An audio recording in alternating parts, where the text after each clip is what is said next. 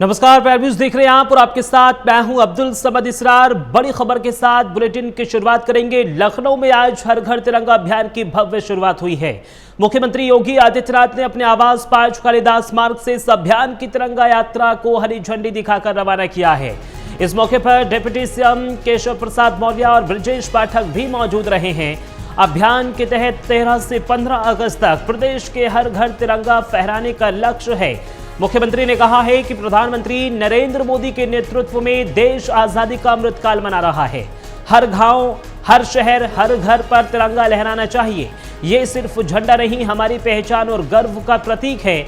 उन्होंने आगे कहा है कि हर घर तिरंगा अभियान राष्ट्रभक्ति और एकता का संदेश लेकर पूरे देश में फैल रहा है।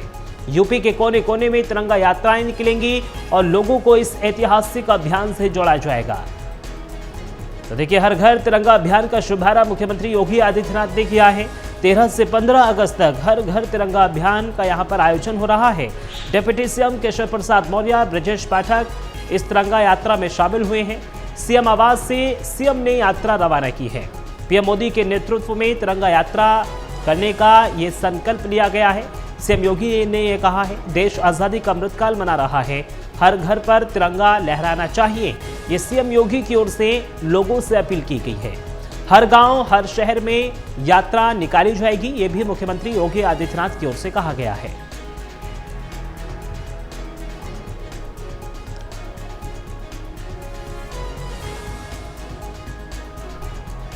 देखिए, प्रधानमंत्री नरेंद्र मोदी के नेतृत्व में ये तिरंगा यात्रा करने का ऐलान किया गया है। मुख्यमंत्री योगी आदित्यनाथ की ओर से जानकारी दी गई है। हर घर पर तिरंगा लहराना चाहिए, ये सीएम योगी की ओर से लोगों से अपील की गई है।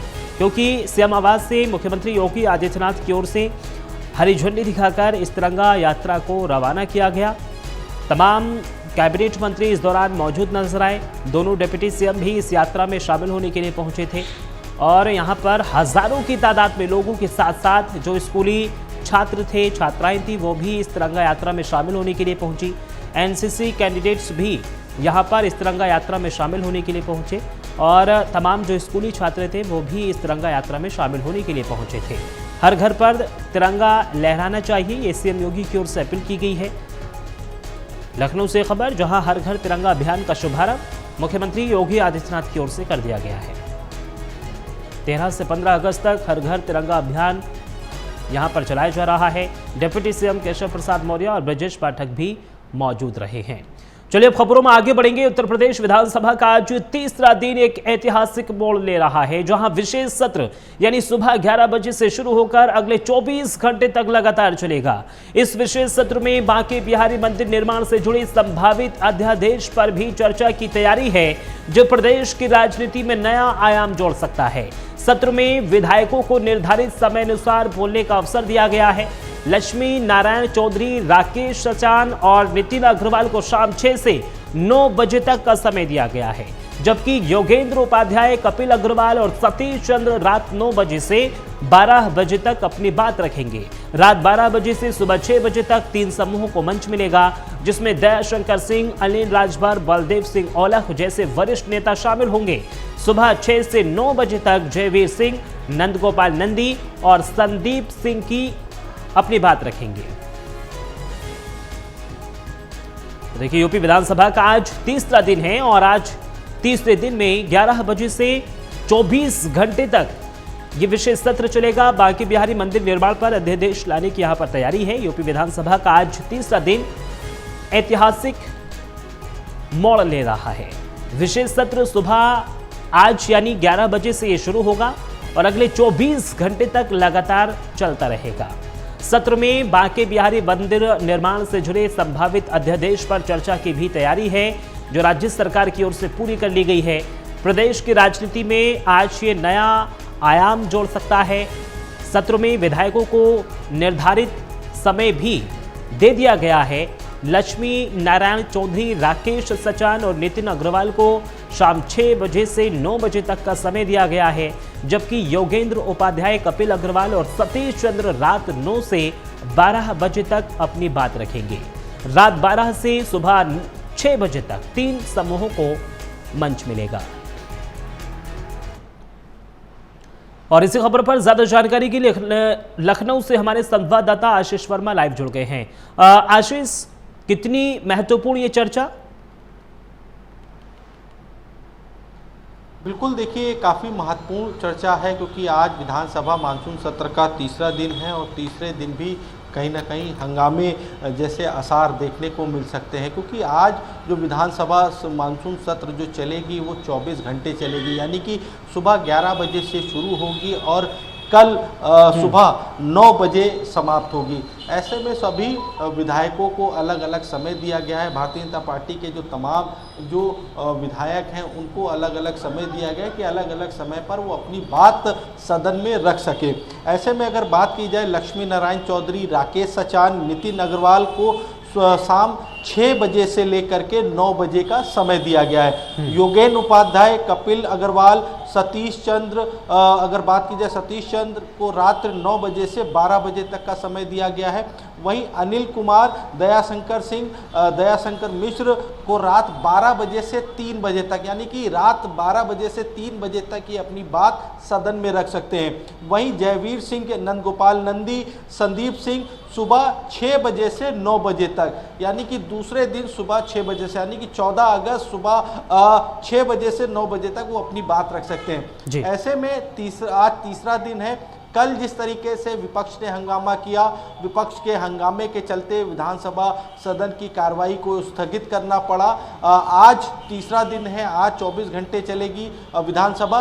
तो ऐसे में आज के दिन अगर देखा जाए तो मथुरा की भी, मथुरा बांके बिहारी मंदिर की भी जो आदेश है उस पर चर्चा की जा सकती है। विपक्ष किस तरीके से मुद्दे रखता है, विपक्ष किस तरीके से हंगामा करता है, ये जरूर आज देखना होगा, क्योंकि आज सबसे बड़ा ऐतिहासिक दिन रहेगा कि 24 घंटे जो विधानसभा मानसून सत्र की जो कार्रवाई है वो जारी रहेगी। आशीष, देखिए विपक्ष लगातार समय सीमा को लेकर निशाना साध रहा है राज्य सरकार पर कि समय सीमा यहां पर चर्चा के लिए कम की गई है। क्या हम ये समझे जिस तरीके से विपक्ष की ओर से कल हल्ला बोल किया गया था, आज भी वही स्थिति देखने को मिल सकती है? देखिए, विपक्ष अगर देखा जाए तो विपक्ष में जो समाजवादी पार्टी है वो विपक्ष पार्टी अगर देखा जाए तो विपक्ष में मजबूती से है और समाजवादी पार्टी के तमाम जो विधायक हैं वो सदन में लगातार हंगामा करते दिखाई दे रहे हैं। विपक्ष की तरफ से एक आरोप ये भी लगा था कि सदन का जो समय है वो समय सीमा बढ़ाई जाए, यानी कि वो जो 4 दिन का समय दिया गया था वो कम है, उससे ज़्यादा समय विपक्ष को चाहिए। ऐसे में सवाल सबसे बड़ा ये खड़ा होता है कि जब 4 दिन में विपक्ष अपनी बात सदन में नहीं रख पा रहा है, हल्ला कर रहा है, विपक्ष जिस तरीके से मौजूदा सरकार को घेरने का प्रयास कर रहा है और मौजूदा सरकार भी विपक्ष के सवालों का जवाब दे रही है। कल जिस तरीके से देखा गया, समाजवादी पार्टी के विधायक, समाजवादी पार्टी के जो नेता प्रतिपक्ष हैं उन्होंने बाकायदा सरकार से सवाल किया और सरकार ने उसका जवाब दिया। अगर बात की जाए फतेहपुर की घटना पर सरकार से सवाल किया गया तो उस पर भी सुरेश खन्ना ने जवाब दिया। कानून व्यवस्था पर सवाल किए गए, उस पर भी जवाब दिया गया। लेकिन विपक्ष जो है वो लगातार विधानसभा मानसून सत्र में लगातार वो हंगामा कर रहा है। आज का दिन देखना काफ़ी दिलचस्प होगा कि आज जब 24 घंटे की कार्रवाई होगी तो 24 घंटे में विपक्ष किस तरीके से हंगामा करता है, विपक्ष अपनी बात किस तरीके से सदन में रखता है, ये जरूर देखना होगा। आशीष, बांके बिहारी अध्यादेश के अलावा और भी कोई ऐसे विधेयक हैं क्या आज जिन पर चर्चा होनी है? देखिए, कई ऐसे अध्यादेश हैं जिन पर चर्चा की जानी है और यही सरकार कह रही है कि आप वो मुद्दे रखिए जो मुद्दे जनता से जुड़े हैं, उन मुद्दों पर चर्चा की जाए। विपक्ष लगातार कानून व्यवस्था का मुद्दा हो, शिक्षा का मुद्दा हो, साथ ही साथ फतेहपुर की जो घटना हुई उस घटना को लेकर के विपक्ष लगातार हंगामा कर रहा है। आज जिस तरीके से अगर बात की जाए बांके बिहारी मंदिर को लेके जो आदेश है उस पर चर्चा की जानी है, उसके अलावा और भी कई ऐसे तमाम जो मुद्दे हैं उन पर चर्चा की जाएगी और यही वजह है कि 24 घंटे आज विधानसभा मानसून सत्र चलने वाला है। ठीक है, इस पूरे विशेष मौनसूत्र पर आप नज़र बनाए रखिए, आगे भी हम आपसे जानकारी लेते रहेंगे। बहुत बहुत शुक्रिया तमाम जानकारी हमारे साथ साझा करने के लिए आशीष। चलिए खबरों में आगे बढ़ेंगे। न्यूयॉर्क में सितंबर में होगा UNGA शिखर सम्मेलन। UNGA शिखर सम्मेलन में प्रधानमंत्री नरेंद्र मोदी हिस्सा लेंगे। शिखर सम्मेलन में ट्रंप से भी प्रधानमंत्री नरेंद्र मोदी की मुलाकात हो सकती है। तो देखिए, UNGA शिखर सम्मेलन में प्रधानमंत्री नरेंद्र मोदी हिस्सा लेने के लिए न्यूयॉर्क पहुंच रहे हैं और ऐसे में माना यह भी जा रहा है कि इस शिखर सम्मेलन में ट्रंप से प्रधानमंत्री नरेंद्र मोदी मुलाकात कर सकते हैं।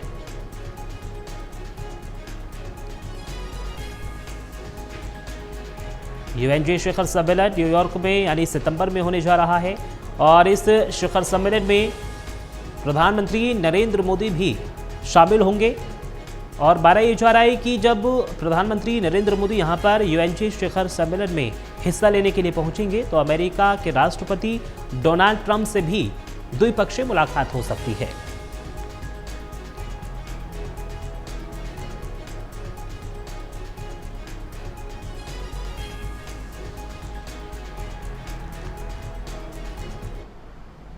चलिए खबरों में आगे बढ़ेंगे। RSS प्रमुख मोहन भागवत का आज ओडिशा दौरा है। आज से 3 दिवसीय ओडिशा दौरे पर रहेंगे भागवत। पुरी के शंकराचार्य से मुलाकात करेंगे मोहन भागवत और कई ऐसे कार्यक्रम हैं जिनमें शिरकत करते हुए नजर आएंगे।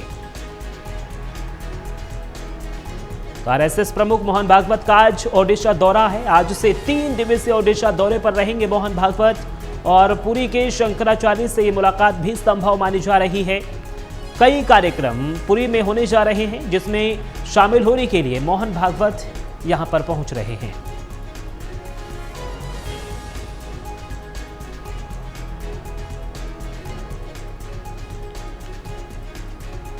तो RSS प्रमुख मोहन भागवत का आज ओडिशा दौरा है, 3 दिवसीय यह दौरा है और यहां पर एक के बाद एक कई कार्यक्रमों में शामिल होते हुए नजर आएंगे। पुरी के शंकराचार्य से भी मोहन भागवत की मुलाकात संभव मानी जा रही है। चलिए खबरों में आगे बढ़ेंगे। बिहार विधानसभा चुनाव को लेकर कांग्रेस की बैठक, पटना में उम्मीदवारों की सूची तय करने पर चर्चा होगी। आज से 2 दिवसीय चर्चा शुरू होने जा रही है। बैठक में कई अहम मुद्दों पर विचार विमर्श भी किया जाएगा।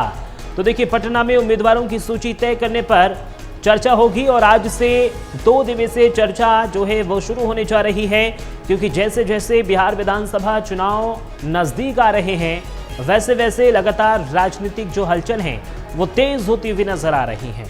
अब बिहार विधानसभा चुनाव को लेकर कांग्रेस की बड़ी बैठक मानी जा रही है।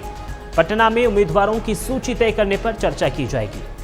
आज से 2 दिवसीय चर्चा शुरू होने जा रही है और बैठक में कई अहम मुद्दों पर विचार विमर्श भी किया जाएगा, यानी किन किन प्रत्याशियों को चुनावी मैदान में उतारना है, क्या क्या रणनीति बनाई जानी है, जनता को कैसे साधना है, इन सभी चीजों को लेकर मंथन किया जाएगा।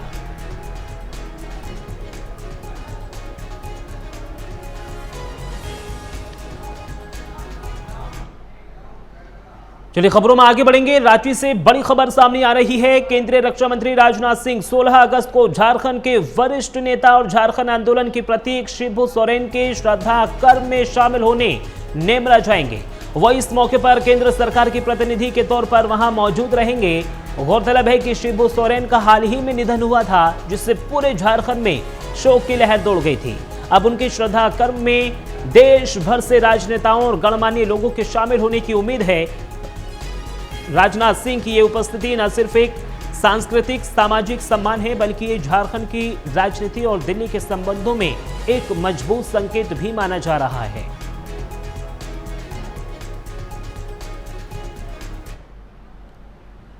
सिंह जी ने आपके सामने चर्चा की कि कैसे पहलगाम में कुछ आतंकवादियों ने आकर हमारे वहां पर्यटन के लिए।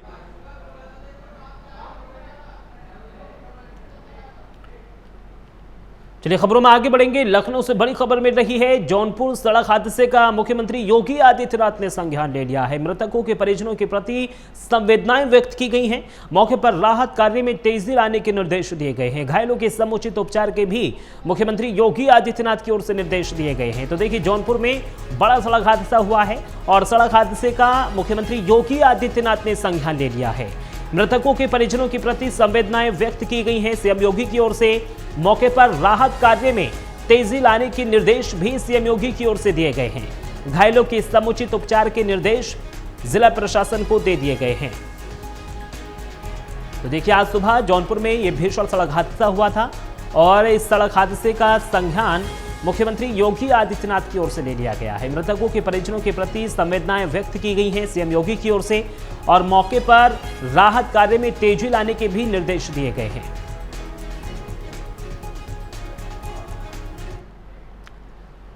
चलिए खबरों में आगे बढ़ेंगे। देहरादून में आज उत्तराखंड कैबिनेट की अहम बैठक, सचिवालय में सुबह 11 बजे से बैठक होगी। सीएम धामी की अध्यक्षता में कैबिनेट की बैठक होगी। आपदा सहित कई मुद्दों पर इस बैठक में चर्चा हो सकती है। कई विभागों की सेवा नियमावली पर भी चर्चा हो सकती है। तो बड़ी और अहम जानकारी, आपदा सहित कई मुद्दों पर मुख्यमंत्री पुष्कर सिंह धामी चर्चा करते हुए इस बैठक में नजर आएंगे। देहरादून में आज उत्तराखंड कैबिनेट की बैठक हो रही है और इस बैठक के कई मायने हम निकाल सकते हैं, क्योंकि धराली में भीषण त्रासदी हमने देखी और उसके बाद ये बैठक बहुत ही कई मायनों में अहम मानी जा रही है। सचिवालय में सुबह 11 बजे से ये बैठक होगी। मुख्यमंत्री पुष्कर सिंह धामी खुद इस बैठक की अध्यक्षता करते हुए नजर आएंगे। आपदा सहित कई मुद्दों पर इस दौरान चर्चा भी की जाएगी और माना यह भी जा रहा है कि कई विभागों के जो सीनियर्स अधिकारी हैं वो इस बैठक में शामिल हो सकते हैं। कई विभागों की सेवा नियमावली पर भी चर्चा की जाएगी और निर्णय लिया जाएगा। देहरादून में आज उत्तराखंड कैबिनेट की बैठक होगी। बड़ी बैठक मानी जा रही है। सचिवालय में सुबह 11 बजे से बैठक होगी। मुख्यमंत्री पुष्कर सिंह धामी खुद इस बैठक की अध्यक्षता करते हुए नजर आएंगे। आपदा सहित कई मुद्दों पर इस बैठक में चर्चा हो सकती है और साथ ही साथ आपदा सचिव भी इस बैठक में शामिल हो सकते हैं।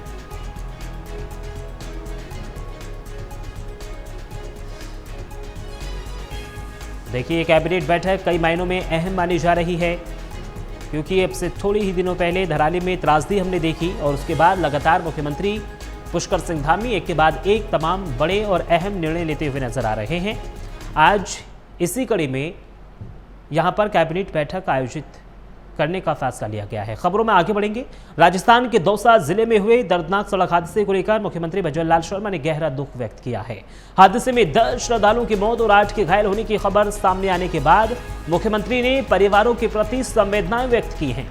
सीएम भजनलाल ने बयान जारी कर कहा है कि दौसा हादसे में जनहानि की खबर अत्यंत दुखद है।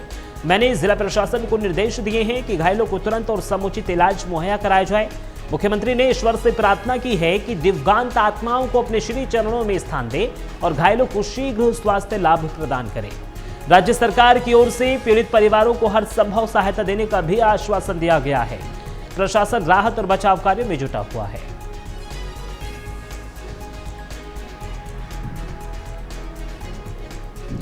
देखिए, दौसा हादसे में जनहानि की खबर दुखद है। ये मुख्यमंत्री भजनलाल शर्मा की ओर से कहा गया है। उन्होंने कहा है कि जिला प्रशासन को घायलों के समुचित उपचार के निर्देश दे दिए गए हैं। एक और बड़ी खबर का हम रुख करेंगे। राजस्थान में सड़क हादसे पर सीएम योगी ने भी दुख जताया है। मृतकों के परिजनों के प्रति शोक संवेदनाएं व्यक्त की हैं। सीएम ने घायलों के शीघ्र ही स्वस्थ होने की कामना की है। तो बड़ी और अहम जानकारी, मुख्यमंत्री योगी आदित्यनाथ ने भी राजस्थान में हुए सड़क हादसे पर गहरा दुख जताया। मृतकों के परिजनों के प्रति उन्होंने शोक संवेदनाएं व्यक्त की हैं। सीएम ने घायलों के शीघ्र ही स्वस्थ होने की कामना की है।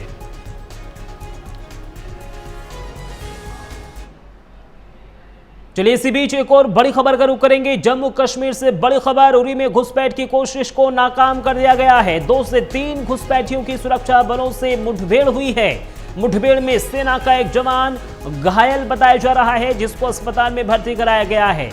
तो देखिए, लगातार जम्मू कश्मीर के कई ऐसे हिस्से हैं जहां पर लगातार आतंकवादी गतिविधियां देखने को मिल रही है और उसको लगातार नाकाम करने में जो हमारी सेना है वो लगातार यहां पर अपना दमखम दिखा रही है। अब उरी में घुसपैठ की कोशिश को सेना की ओर से नाकाम किया गया है। 2 से 3 घुसपैठियों की सुरक्षा बलों से मुठभेड़ हुई है और इस मुठभेड़ में सेना का एक जवान भी गंभीर रूप से घायल बताया जा रहा है, जिसको इलाज के लिए अस्पताल में भर्ती कराया गया है। और फिलहाल इस बुलेटिन में सिर्फ इतना ही। देश और दुनिया की तमाम बड़ी खबरों के लिए आप बने रहिए प्राइम न्यूज के साथ। नमस्कार।